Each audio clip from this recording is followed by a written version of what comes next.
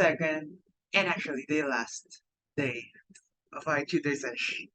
Ang scope natin is dielectrics, currents, resistance, electromotive forces, and circuits. They're circuits specifically. So let's start our review session with our first topic, dielectric materials.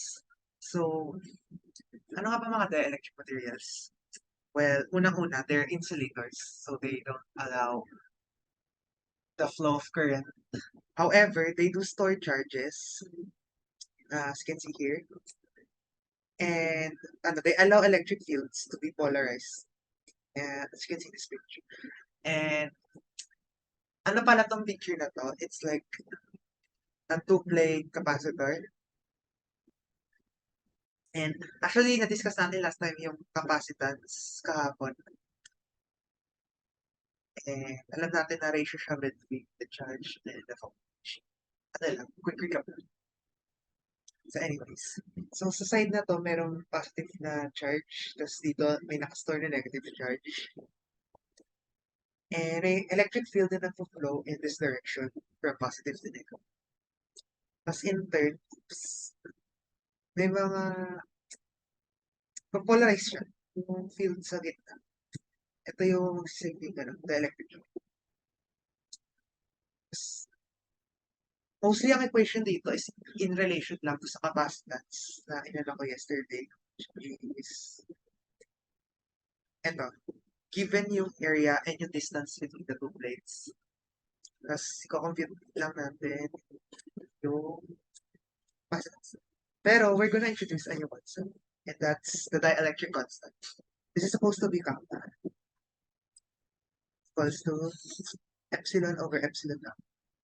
Sa epsilon naught, na-discuss ko na ito kahapon, it's the vacuum permittivity. And ito yung value niya. So, okay. So, itong kappa, or the dielectric constant, ratio siya between yung permittivity ng material and the permittivity of the vacuum. Usually, pag magbibigay ng example lang ito sa mga quizzes and exams, given na yung mode, yung permittivity ng vacuum, it's a constant. So, quantic na. So, pag hinihingi yung dielectric constant, ito lang gagawin nyo. You're gonna get the ratio.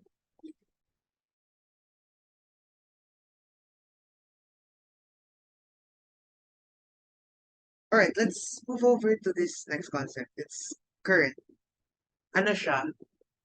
Ang magandang analogy dito, okay, I'm gonna use, just like yesterday, I'm gonna use some kinematics and dynamics analogies so you can better comprehend them.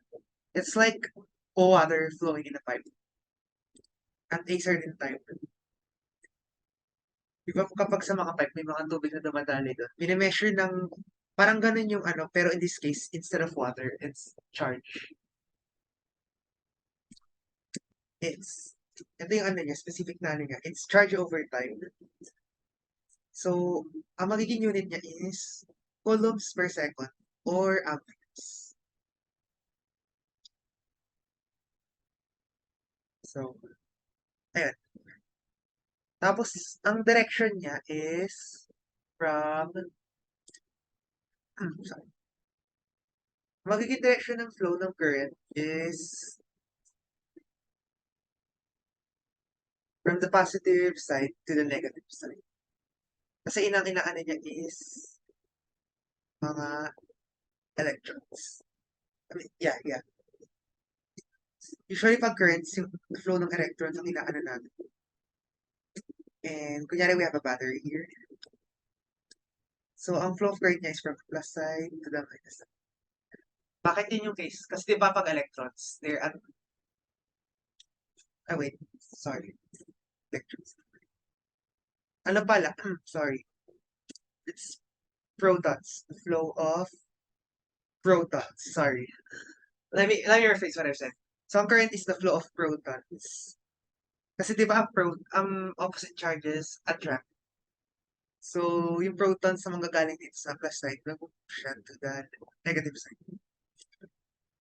Tapos, meron din another way to solve for the current, and that's this number. This equation pala.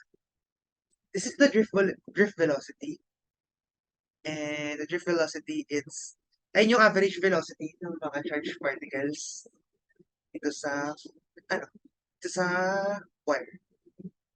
Tapos yung area, it's just the area. Okay, Q is charge, A is area, N. N is like the number of electrons.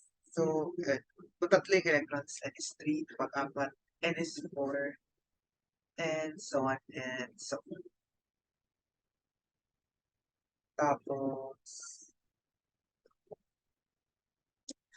meron din current density, amount of current per area. So, as you'd expect, ang magiging equation niya is just the ratio between the two. So, it's current over area.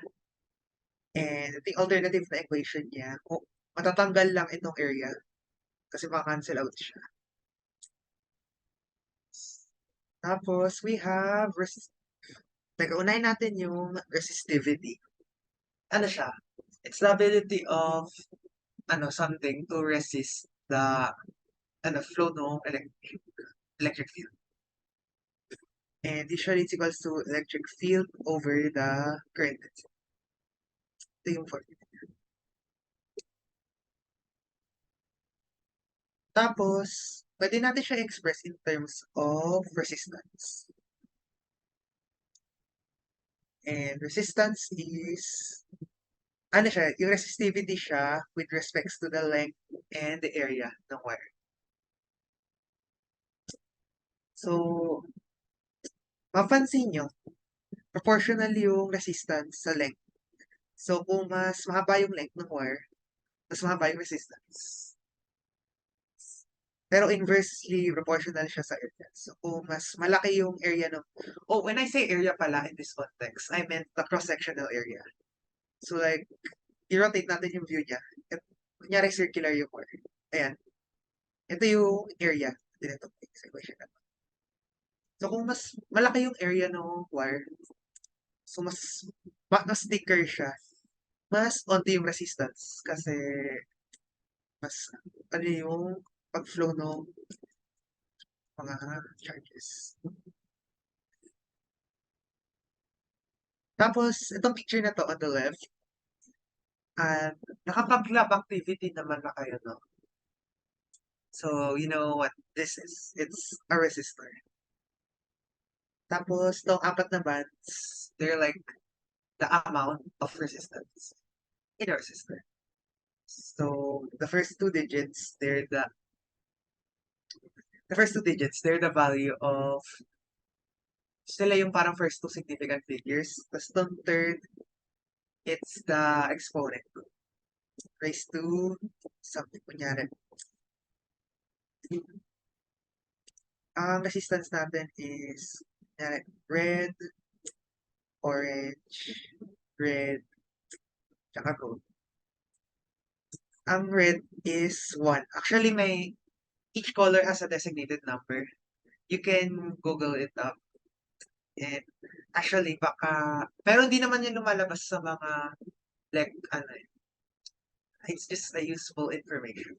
So the red and the orange, they represent, okay, wait, correction pala. Red is 2 pala, not 1. And orange is 3. So, 23 ang savings niya. Times 10 raised to, ito, red is 2, again. So, 10 squared. Tapos tong gold, ito yung pang-apat. Minsan may mga 5, katulad nito nasa picture, 5 yan. Pero iba na yung definition of it.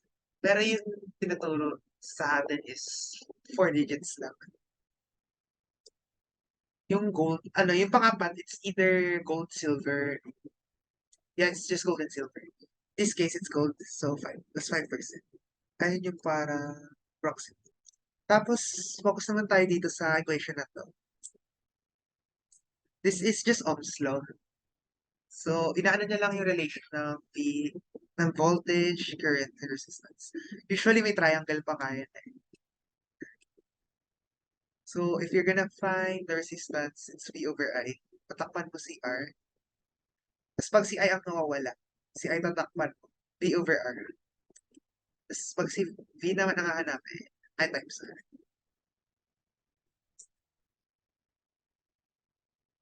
Ayun yung personal na mnemonic na ginagamit ko. Ano, I think grade 9 or grade 10 na ano siya. Tapos we have power. So, naturo naman sa inyo sa kinematics and dynamic sense that power is just work over time.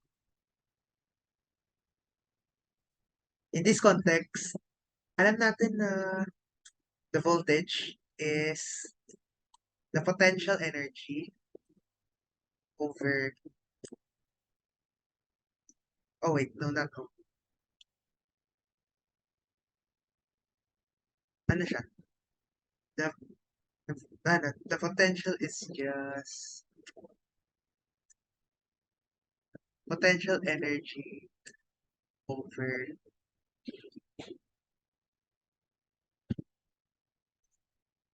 and we're gonna divide that by,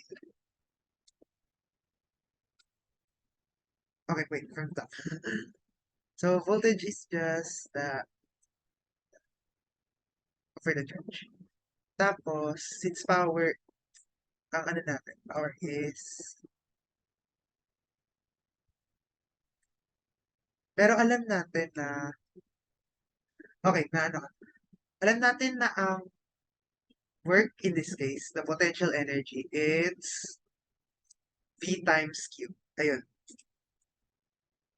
V times Q, because V,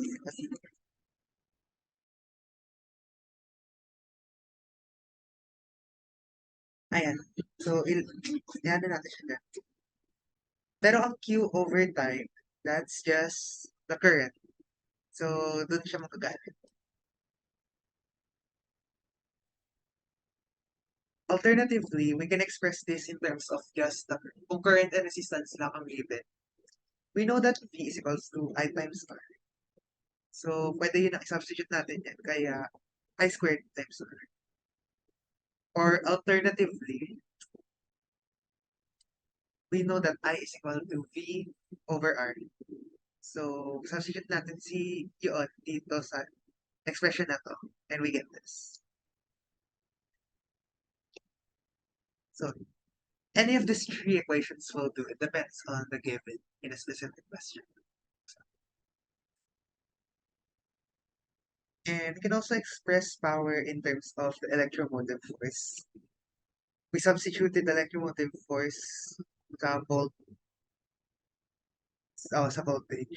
Which is, dito siya galing. Teka, alam mo na ang electromotive force? Alam ko ay yung na-science nyo kayo. So, ang electromotive force is, siya yung parang energy na natatransfer to sa circuit per, per charge. Ayun. Ayun siya. Tapos, kaya plus or minus to kasi it depends if nag-enter or nagli-leave yung depende kung nag-enter or nagli-leave yung so, kapag minus, ano siya, yung potential input. So, pag V minus, times that, that's the potential. Tapos pag V plus IR, that's the potential.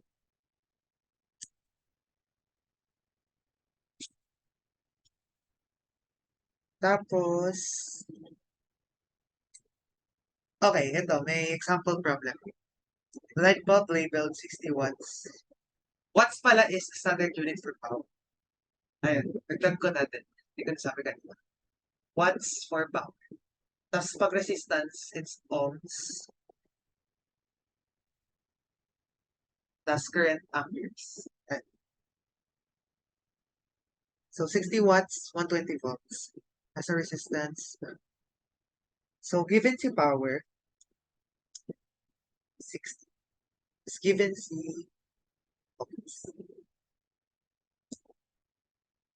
Alam natin na B is equals to B squared over R. So let's just do some workaround. Magiging R equals B squared over B. In this case, ang makuha natin na B squared is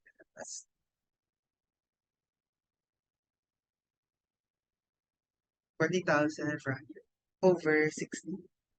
So, magiging resistance natin is 40 ohms. Ito ang symbols for ohms pala. Alright, alright. So, let's move on to the next circuits. So, ano siya? Closed path siya kung saan nag-flow yung electricity. Nakalagay na natin. And actually, you can see circuits everywhere around you. Like, itong sa house nyo, yung mga wires na nag-power sa lights, yung sa TV nyo, sa refrigerator nyo. Yeah, they're all technically circuits. And pinapower sila ng sa source, like a battery. Ito ang symbol pala sa battery. May plus and minus. Tapos, itong symbol sa resistor. Tapos, may, meron din marami yan eh. Pero we'll just go over the basics. May voltmeter and ammeter. Medyo self-explanatory kung ano minimeasure nila. Voltmeter measures volts. Ammeter measures amperes or the current. Tapos, ayun lang.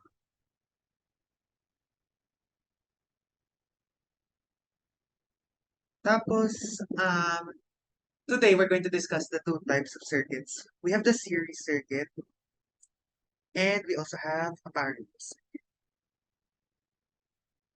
So, medyo kita naman sa ano no, kung ano yung pinagkaiba.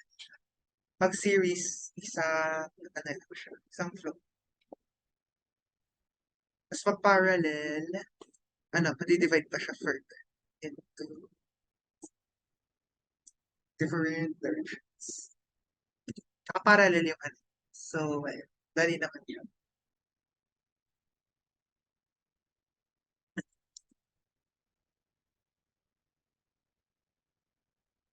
Oh, this is supposed to be a battery din. Yung pinagawa ng passivage source din. Pero, clear on that.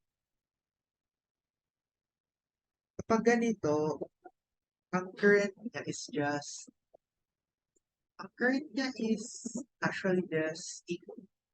Ultra.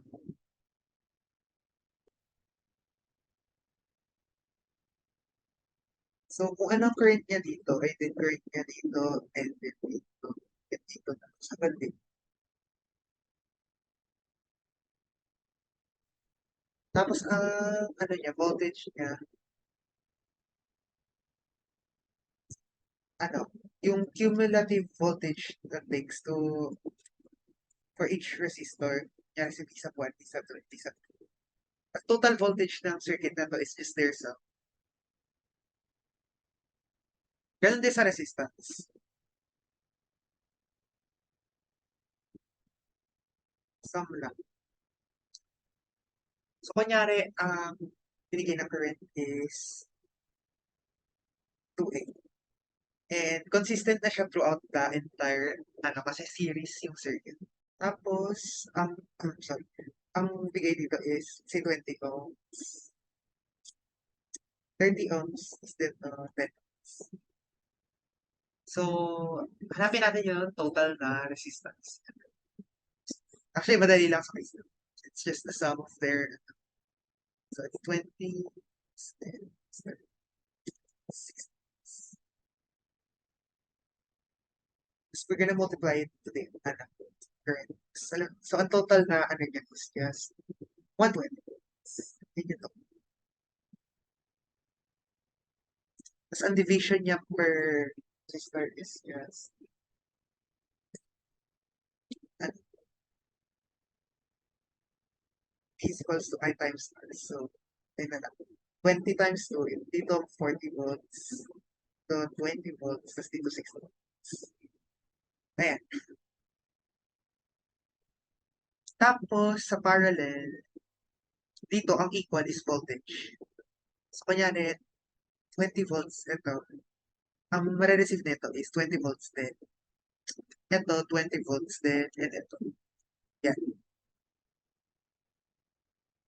Tapos ang current, siya naman yung mag-a-add. So, ang current neto, tsaka current neto, and current neto is, para makuha mo yung total current, just add these individual currents.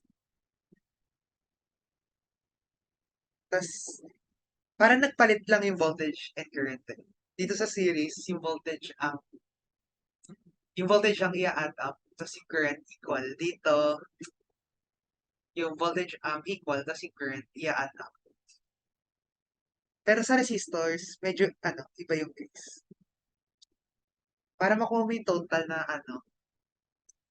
the reciprocal of the total resistance is equal to the reciprocal of the first, plus the reciprocal of the second, and the third. Ayan. Tapos,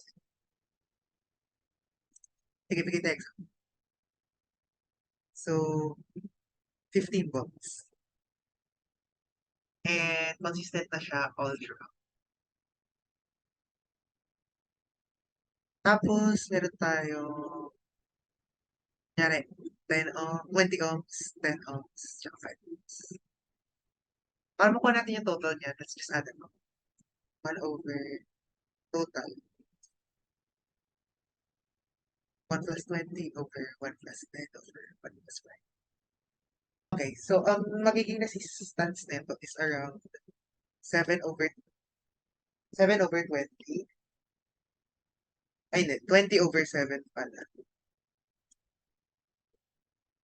Or around 2 point, since 266 tayo, let's make it 2 point. So, total resistance.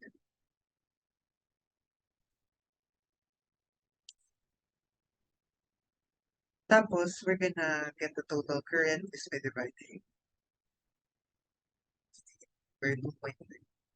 So, makuha natin is 5.2 amperes. Ito ang total na current. Pero ano ang kada niya, component niya for each of these? Ano lang, di ba, current is equals to V over R. So, that's what we're going to do. So, dito, 15 over 20. So, 0.72. Dito, 15 over 10. So, this is 1.5 plus 15 over 5. This is 3. Ideally, pag inad natin to together, dapat similar sa total number. So, if we add, kasi di ba yung the total current is the sum of the individual currents. So, if we add 0.75 and 1.5 and 3, we're gonna get 5.25 or 5.3. Hindi siya identical dito sa 5.2 na na-compute natin kasi we're considering the significant figures. But it's similar enough that we can confidently say na tama yung makakuha natin. So, ayun. May questions ba? Okay, nandiyan sa akin. Bakit 20 over 7? Oo, nireciprocal yung 7 over 20. Wait, rewrite ko yung 1 over total.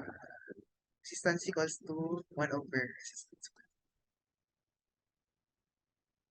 Yeah, kaya siya 20 over 7. Ano meaning ng dotted line doon sa parallel? Ano yan? Parang, ibig sabihin, this goes on and on. So, maaaring may kaya na pa dyan, resistor, tapos meron pa dyan sa, ayun lang naman meaning na ito. Okay, I should have used a better image for reference. Ito kasi yung nahanap ko. Pero, yun lang meaning na ito. Parang it goes parallel, circuits goes on and on. Hanggang sa R sub n, which is yung pang n na resistor.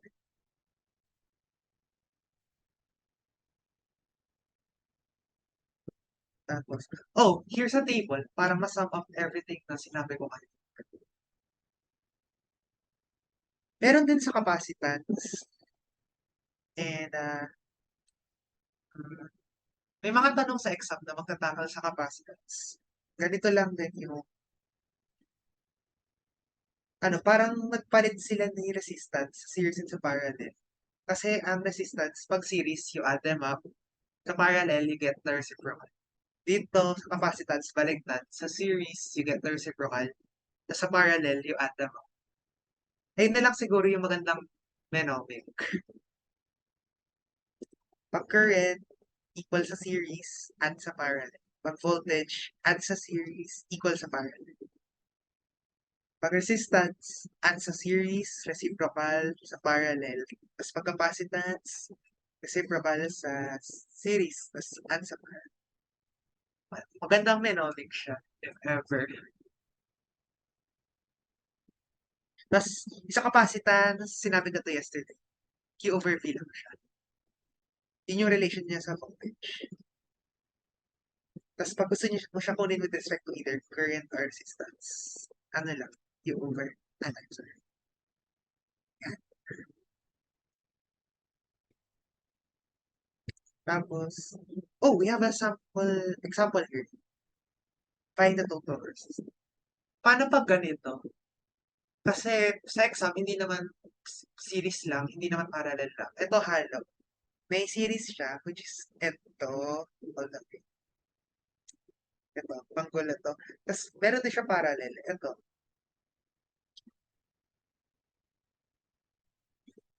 Pag ganyan, ang mas magandang approach, nahin natin ano, yung mga naka-branch off.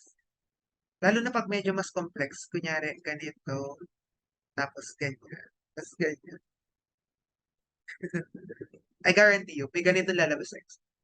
Pero ang strategy dun is, i-priority mo muna itong mga naka-branch off.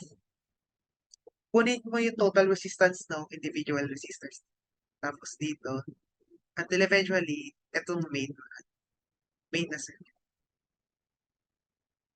Okay, back to the problem. So, kunin natin total resistance ng tatlong to para we're gonna treat that total resistance as just one resistor. So, ito na lang siya. 5 volts, R1, as Rn. Wherein Rn is yung total neto tatlong. Iisa na lang siya. Ayun. Ayun yung strategy pag mag-isa nyo ito. Kunin yung total neto, naka-branch off. And then, treat it as one. And then, okay, anyways, since parallel to, we're gonna get it through the reciprocal. Total.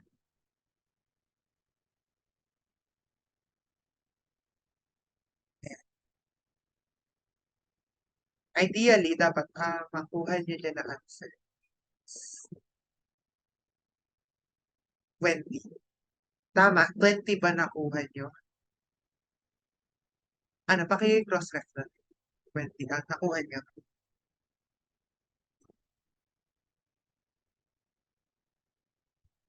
Okay, 20. So, since 20 ohms, alam na natin value nito. It's 20 ohms. Ay yung total netong tatlo. And we compress them into a single resistor with a resistance of 20 ohms. So, wala na. So, ang natira na lang is itong series na to. And alam natin, pag series ng resistance, i-add lang together. So, 30 plus 20 is 50. 50 ohms. So, ito ang total.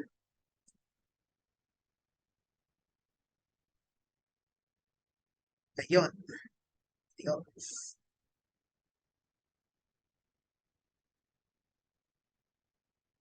Ano, sa bonus exercise, try din natin hanapin yung current. Alam na natin na 50 ohms. Mas alam natin na 20 ang combined na ano na yun. Pero what about the current? Alam natin kapag series, equal ang currents. So, ang current na marireceive nito ay sa 1 is equal to the current na marireceive ng sum nito.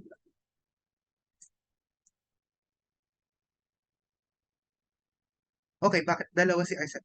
Let's make this R sub 4. My bad. Ayan. So, paano natin aalamin yung distribution? So, alam natin na I equals to P over R.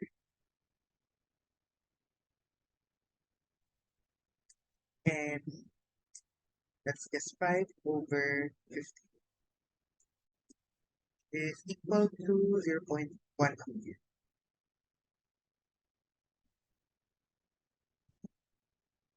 So, 0.1 ang total na. So, 0.1 ang amperes nito. Tapos 0.1 ang ampere, ito total na to.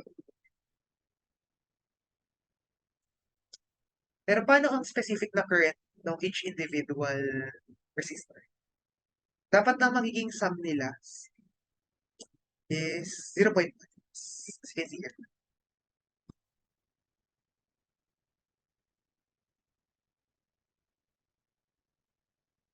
Pero para makuha natin yun, dapat panin mo na natin.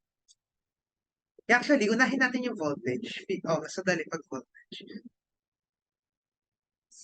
So, alam natin na, okay, yung voltage naman ang equal kapag parallel. So, equal ang makukuha nito. Tapos kung ano man yung equal na yan, pag inad natin dito sa R sub 1, magiging 5. So, ito, ang magiging voltage nito is just 0.1 times 30.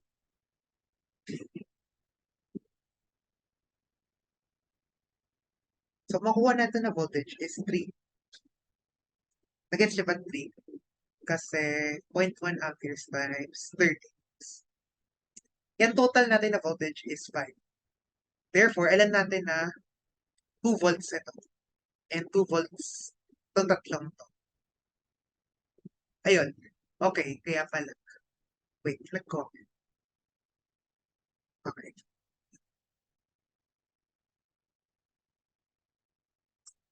Now that alam na natin yung ano niya, let's just do I equals V over R. So, 2 over 30. That's just 1 over 15 or 0.06. Tapos, 2 over 150.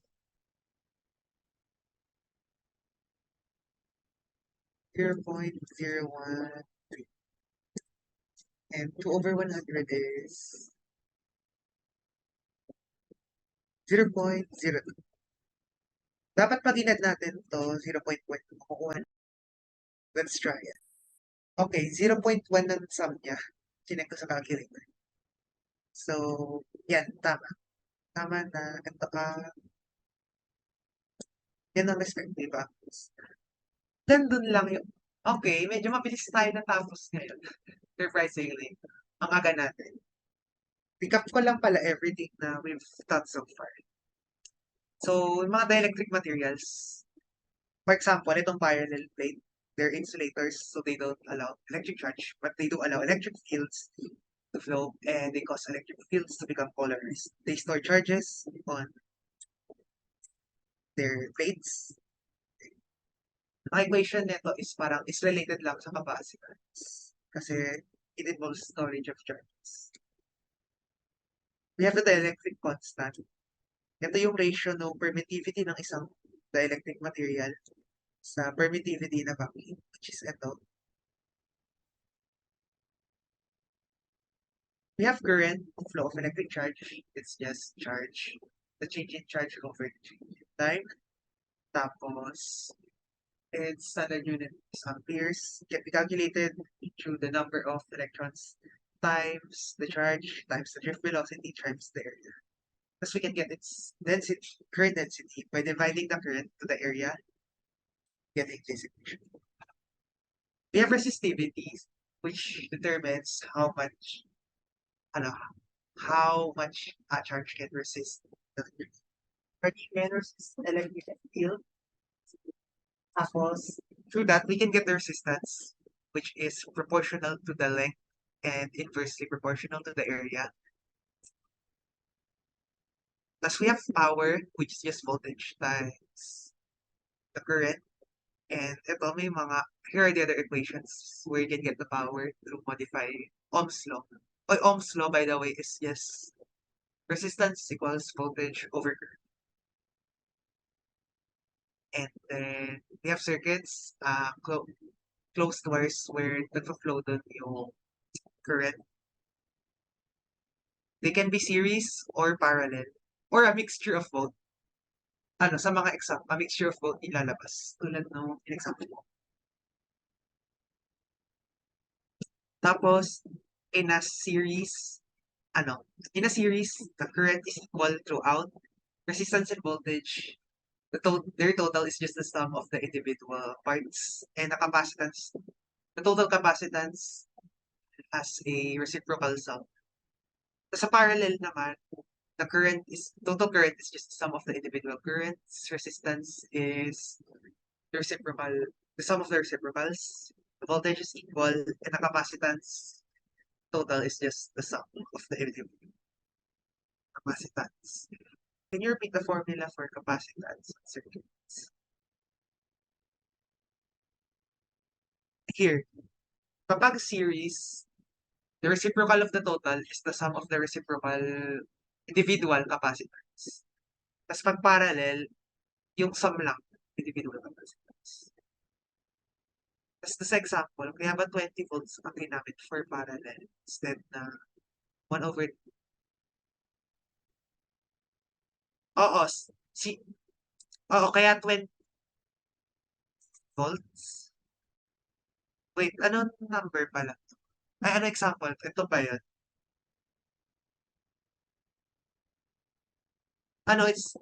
It's not volts. I think it's ohms. Kaya 20 ohms ang ginamit sa parallel. Ay, hindi. Kaya 20 ohms in total na ito, inat na lang diretso dito, hindi na kinuha yung reciprocal kasi series na lang siya. Kasi na-combine na natin itong R2, R3, and R4 into a single resistor with a resistance of 20. And since series na siya, we just add it as per the table. Thank you for listening. Thank you for attending both yesterday and today. I hope you learned a lot. And for the reference, there's ayoko ma-accuse ng plagiarism. I just used images from Canvas and Wikipedia. Doon ko kinuha yung mga photos sa bawal. Tapos, ayun, obligatory thank you message. Thank you for listening. If you need help, you can message me. So, again, thank you guys.